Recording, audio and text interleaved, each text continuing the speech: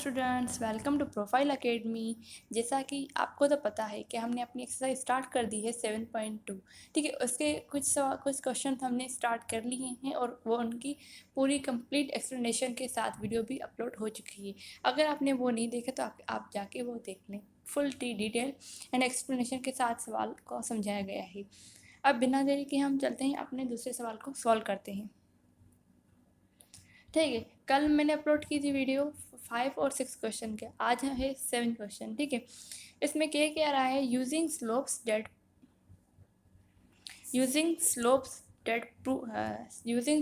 Prove that 3 points हमें दी गई हैं, -1, 4, -3, -6, 3, -2 are vertices of a right triangle. इसमें ये है कि हमें 3 स्लोप दी गए हैं। ठीक है, हमें यहाँ पर क्या करना है, with the help of slope के साथ हमें क्या करना है, यहाँ पर मालूम करना है कि परपेंडिकुलर है या नहीं। आपको तो पता है, पहले कुछ लेक्चर मैंने अपलोड कर लिया है।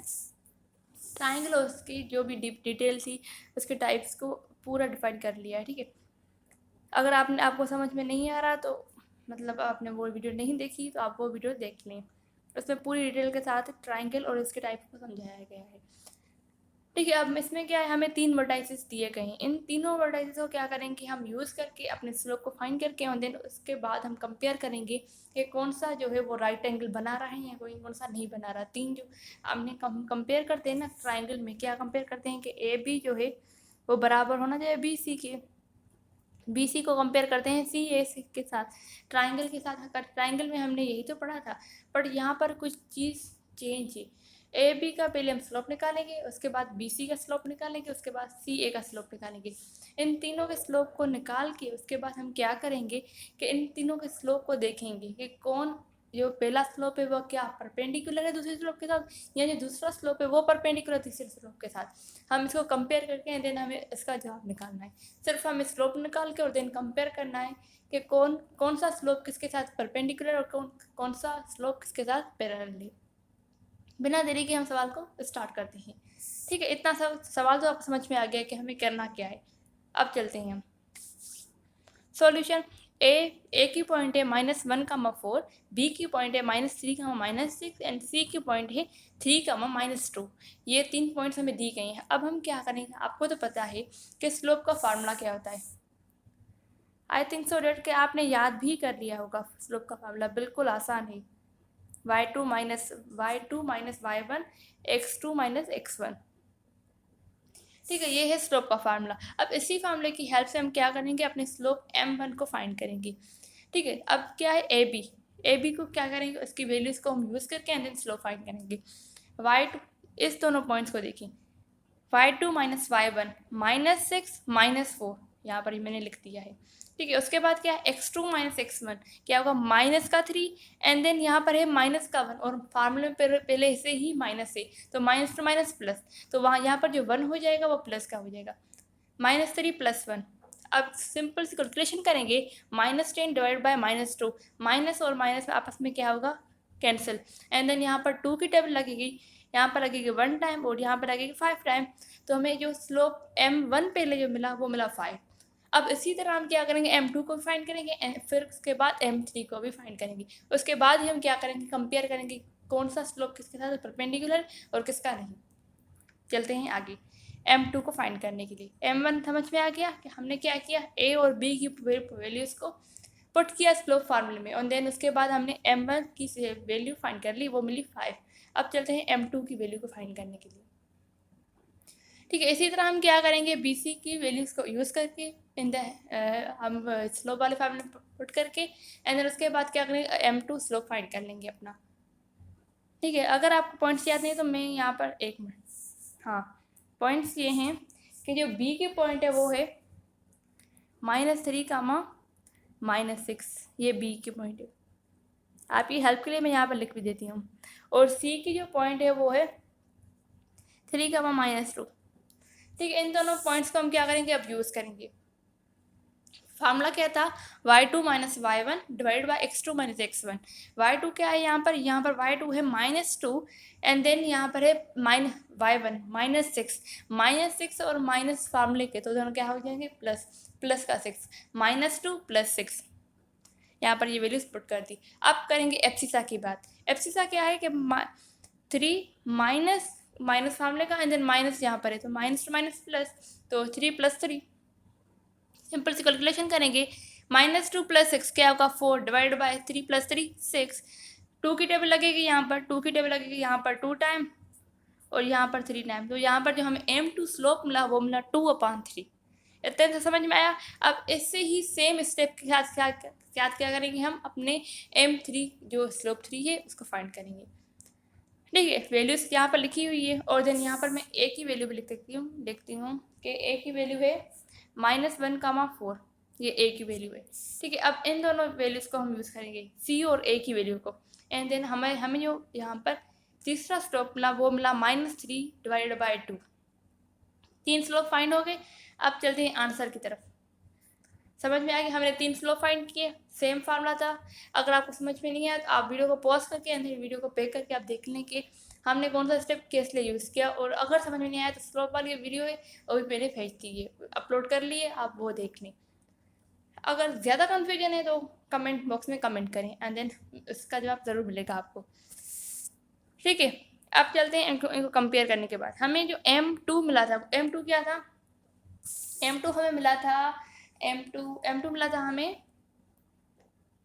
2 डिवाइड बाय 3 एंड देन यहाँ पर हमें जो m3 मिला था वो मिला था -3 डिवाइड बाय 2। ठीक है, ये मिला था। अब इन दोनों को कंपेयर करेंगे, 2/3 एंड देन 3 डिवाइड बाय 2। ये दोनों आपस में परपेंडिकुलर हैं। परपेंडिकुलर हमने कंडीशन में देखी थी कि परपेंडिकुलर कंडीशन क्या होती है। परपेंडिकुलर का फार्मूला है वो पुट कर लें हम, the product of slopes equals to -1। ठीक है, अगर हमें कंपेयर करना है तो -1 m1 -1 डिवाइड बाय m2। अब m2 की वैल्यू हम यहाँ पर पुट करेंगे। ठीक है, m2 की वैल्यू क्या करेंगे, यहाँ पर पुट करेंगे। m1 क्या है, m1 है 2 divide by 3 equals to -1 and then m2 वही रखेंगे यहाँ पर, ये वैल्यू m2 क्या है 2 डिवाइड बाय -3, 2 डिवाइड बाय 3, ये 3 ऊपर आ जाएगा तो वैल्यू क्या होगी हमारी, यहाँ पर ये कहते हैं 2 divide by 3 equals to -3 divide by 2। हो गए दोनों परपेंडिकुलर। हमें यही तो फाइंड करना था with the help of flow formula. उसकी हेल्प से हमें क्या करना था, इन वर्टाइसेस को यूज़ करके, और हमें यहाँ पर कंपेयर करना था कि यहाँ पर परपेंडिकुलर हमारा सच में है या नहीं। तो हमने प्रूव कर दिया कि यहाँ पर परपेंडिकुलर है। ठीक है, कौन सा, BC और CA दोनों में क्या है, दोनों परपेंडिकुलर हैं। यहाँ पर मैंने लिखी भी है कोई, m2 and m3 are negative reciprocal, hence side BC and CA are one to each other. So the given line points for right angle triangle. It means they both are perpendicular. Perpendicular means right triangle. 7th question हमारा होगा यहाँ तक complete. ये समझ में आ गया। अब चलते हैं आगे। 8 क्वेश्चन की कोई थ्योरी है, उसकी थ्योरी के बाद हम क्या करेंगे, अपने 8 क्वेश्चन क्या करेंगे, सॉल्व करेंगे। अब यहाँ पर हम शेप्स के बारे में पढ़ेंगे। शेप्स होते क्या हैं, जो रेगुलर शेप होते क्या हैं, इरेगुलर शेप क्या होते हैं, उनके टाइप क्या होते हैं, आज वो पढ़ेंगे हम। ठीक है, बिना देरी के चलते हैं, हम पढ़ते हैं। Because they have same side of triangle, because they have same side of triangle and same angle. मतलब इसका कहने का मतलब क्या है, जो रेगुलर शेप ऑफ ट्राइंगल होते हैं उनके पास क्या होती है, सेम साइड होती है एंड देन सेम एंगल होती है। कैसे, जैसे हम स्क्वायर की बात करें, उसकी चारों साइड्स होती हैं वो इक्वल होती हैं। वही बात कह रहा है कि साइड भी सेम हो और एंगल भी सेम हो। तो यहाँ पर भी हमारी एंगल सेम बनेगी, यहाँ पर भी, यहाँ पर भी, यहाँ पर भी सेम ही एंगल बनेगी हमारी रेगुलर शेप में, रेगुलर शेप ऑफ ट्राइंगल। ये पहली पॉइंट तो मैंने क्लियर कर दिया। अब चलते हैं दूसरी पॉइंट। दे हैव कॉन्साइड है एट सेम पॉइंट। वो जो भी कॉन्साइड मीन्स एक कॉमन पॉइंट में आके मिले, एक मीटिंग पॉइंट में आके मिले, उसकी पॉइंट एक ही होगी। अब ये देखें, यहाँ पर ये स्क्वायर है, मतलब ये समझे कि इसकी मिड पॉइंट जो है इक्वल होगी।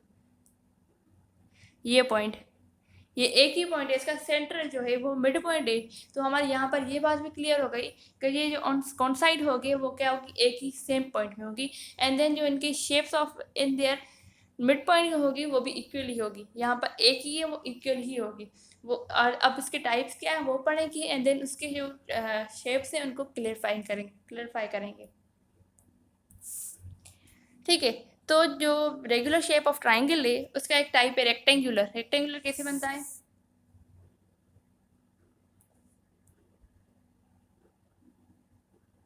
उसकी दो साइड आपस में सेम होती है और अपोजिट साइड जो है वो चेंज होती है।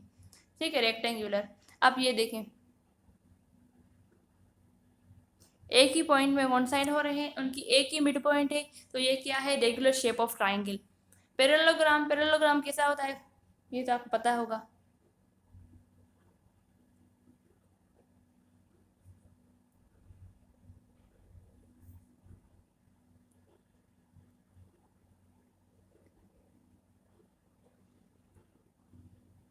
यहाँ पर ये हमारा रेक्टेंगुलर, इसकी same point, same mid point, and then हम यहाँ पर बात करें पैरेललोग्राम।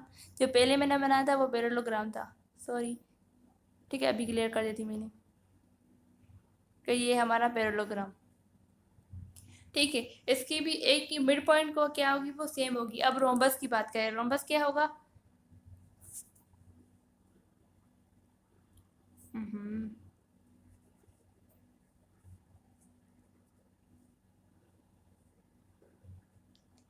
ठीक है, रोम्बस हमारा, अब इसकी मिड पॉइंट देखें, यहाँ पर ये कौन साइड कर रहा है इसको, यहाँ पर ये कौन साइड, इसकी भी एक ही पॉइंट है, मीन इसकी मिड पॉइंट भी इक्वली होगी, सेम ही होगी, और वो कौन साइड जो मीट आके आपस में मिलेंगे वो भी एक ही पॉइंट होगी। ठीक है, किसकी? Regular shape of triangle. And then उसके टाइप क्या है? Rectangular, parallelogram, gram and rhombus, and then square. Square के पहले ही मैंने आपको एग्जाम्पल दे दिया है।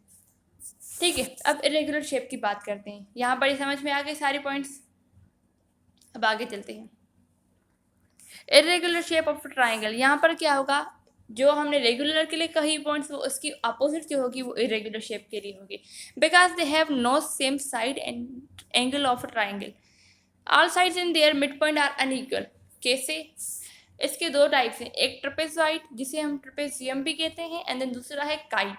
कैसे? अब ये देखें, ट्रेपेजॉइड ऐसे कुछ होता है।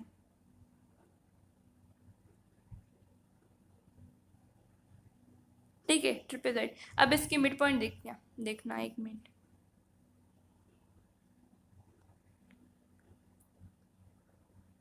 ये देखें, अब इसकी इसकी जो मिड पॉइंट है वो यहाँ पर है।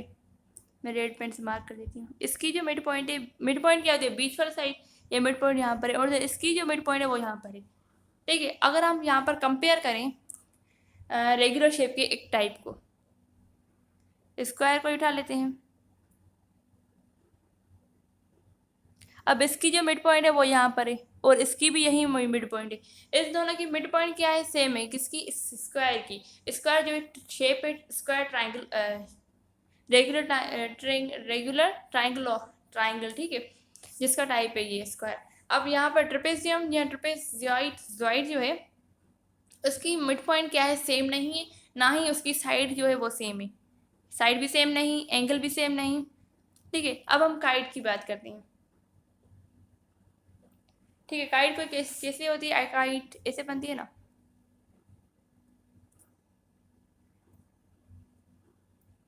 ठीक है, ये हमारी काइट है।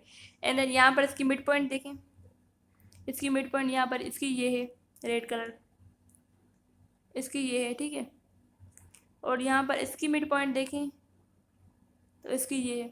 मीन्स जो काइट होती है वो थोड़ी इरेगुलर शेप की होती है। रेगुलर शेप मीन्स उसका जो शेप होता है वो सही तरीके से नहीं होता, मीन्स अरेंज ठीक तरह से नहीं होता। ठीक है, और ये टाइप है किसका? Irregular shape of triangle. I think so that कि आपको सारी ये पॉइंट्स क्लियर हो गई होंगी। मैं फिर से रिपीट कर देती हूँ कि जो regular shape of a triangle होता है उसकी जो साइड और एंगल होती है वो सेम होती है। वो कौन साइड एक सेम ही पॉइंट पर होती है करते हैं, एंड देन उसके जो भी शेप होता है उसकी जो मिड पॉइंट होती है वो इक्वल होती है। एंड देन इसके जो टाइप होते हैं वो चार होते हैं, रेक्टेंगुलर, पैरेललोग्राम, रोम्बस, स्क्वायर। अब चलते हैं irregular. Irregular shape of a triangle क्या है? उसकी ना ही जो साइड है वो सेम होगी, ना ही एंगल जो है वो सेम होगी, एंड देन उसकी जो मिड पॉइंट है वो इक्वल भी नहीं होगी। इसके दो टाइप्स होते हैं, एक ट्रेपेजॉइड जिसे हम ट्रेपेजियम भी कहते हैं, एंड देन दूसरी है काइट। यहाँ पर रिवीजन हो गई आपकी। इससे पहले मैं क्या करूँगी, आपको एक ग्राफ समझाऊंगी इसका, क्वाड्रिलेटरल का। ठीक है, अब इसके शेप में क्या आते हैं, क्वाड्रिलेटरल के 3 शेप होते हैं, मीन्स इनके शेप में आ जाते हैं। कौन कौन से? पहला काइट, ये ग्राफ में यहाँ पर लिख रही हूँ, आप बना लें। ठीक है, आप भी अपनी रजिस्टर में बना लें। और यहाँ पर ये पैरेललोग्राम शॉर्ट लिखा है, ठीक है, पैरेललोग्राम।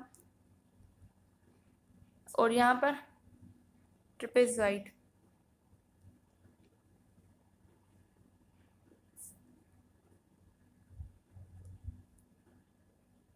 ठीक है, ये भी यहाँ पर शॉर्ट लिखा है, kite, parallelogram and trapezoid. And then अब भी पैरेललोग्राम के अंदर से ही क्या होगा, 2 ब्रांचेस निकलेंगी,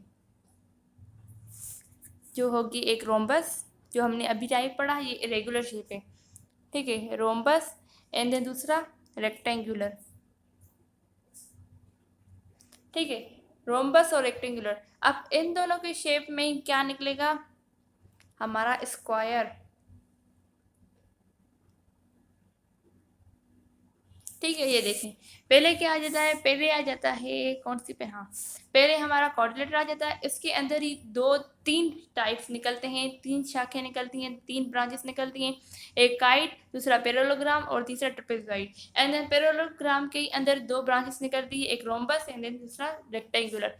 अब रोम्बस और रेक्टेंगुलर को मिला के हमारा एक स्क्वायर बनता है। ये ग्राफ आप अपनी कॉपी में रजिस्टर में बना लें, मैंने ठीक से नहीं बनाया, पर आप समझ गए होंगे, इसलिए आपने जो समझा है वो अपने रजिस्टर में बना लें। अगर कोई भी कन्फ्यूजन है तो आप कमेंट बॉक्स में पूछ लें। Thanks for watching this lecture. Please हमारे चैनल को सब्सक्राइब करें, ज़्यादा से ज़्यादा लाइक करें इस चैनल लेक्चर को। थैंक यू, और मिलते हैं कल की वीडियो में।